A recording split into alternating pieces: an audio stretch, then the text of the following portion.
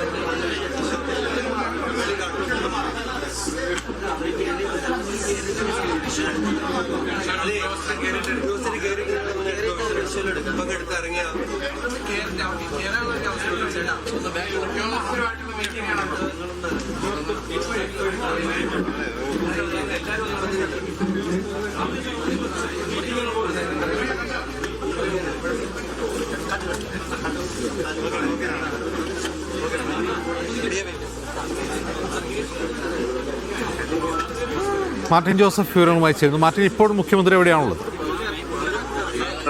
ഇപ്പോൾ മുഖ്യമന്ത്രി Kozhencherry PWD guest ഹൗസിലാണുള്ളത്. അവിടെ അദ്ദേഹം നേരെ ഇങ്ങോട്ടാണ് വന്നത്. ഇവിടെ എത്തിയ ശേഷം ഇനി ഈ മറ്റ് ഉദ്യോഗസ്ഥരുമായി ജില്ലാ കളക്ടറുമായിട്ടും ഇപ്പോൾ ചർച്ച നടത്തിക്കൊണ്ടിരിക്കുകയാണ്. ജില്ലയിലെ സ്ഥിതിഗതികൾ വിലയിരുത്തിക്കൊണ്ടിരിക്കുകയാണ്.